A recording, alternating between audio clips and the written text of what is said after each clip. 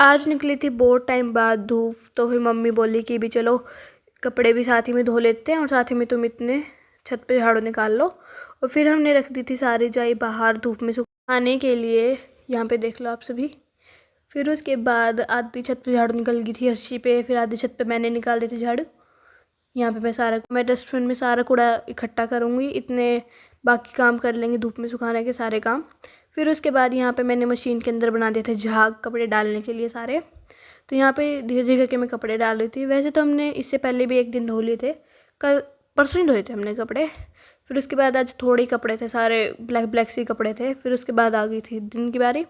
दिन में बहुत बढ़िया सी धूप निकली हुई थी, तो फिर मैंने भी अपने कपड़े वगैरह चेंज कर लिए थे। इतने बाकी भी सारे अपने कपड़े वगैरह निकाल के आ गए थे। फिर उसके बाद यहाँ पे मैं बैठ गई थी गाजर कद्दूकस करने के लिए, और साथ ही में मम्मी मुझे छील छील के दे रही थी और मैं साथ ही में कद्दूकस करने लग रही थी गाजर को। यहाँ पे सारी गाजर हमने कद्दूकस करती थी। फिर उसके बाद हमने बना दिया था ईंट का चूल्हा, और साथ ही में हमने मेथी सुखा दी थी। आज तो मेरी मम्मी सारा कुछ सुखा देंगी क्योंकि बहुत टाइम बाद धूप निकली है, तो मेरी मम्मी जितना भी सामान है वो सारा बाहर निकलवाने लगी थी, भाई सुखा दो, सब कुछ सुखा दो।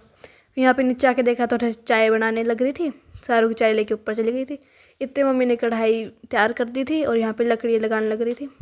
बहुत अच्छी सी धूप निकल रही थी, ना तो ऐसे कि यहाँ पे पूरी अच्छे से निकल रही थी और ना ही ऐसे कि बिल्कुल ठंड पड़ रही थी, बिल्कुल सही थी, सही सुहा रही थी धूप। इतने में भाई खेल के आ गया था बाहर से। वैसे भी ये धूप में भी फिरता रहता है और बिना धूप के भी फिरता ही रहता है। यहाँ पे मम्मी ने चढ़ा दिया था दूध कढ़ाई के अंदर। यहाँ पे पहले ही तैयार थे खाने के लिए, ये देख लो। फिर उसके बाद यहाँ पे मम्मी ने चढ़ा दी थी कढ़ाई। तो यहाँ पे देख लो आप कितनी बढ़िया गाजर हैं। लेके तो हम पहले ही आ चुके थे गाजर, धूप का आने का वेट कर रहे थे क्योंकि उस टाइम गाजर पाक बनाएंगे। इतनी लाल गाजर थे कि इतना बढ़िया निकल रहा था इनमें से जूस। मैं तो जूस ही बोलती हूँ क्योंकि मैं जूस ही बना के पीती हूँ इनका बाद में।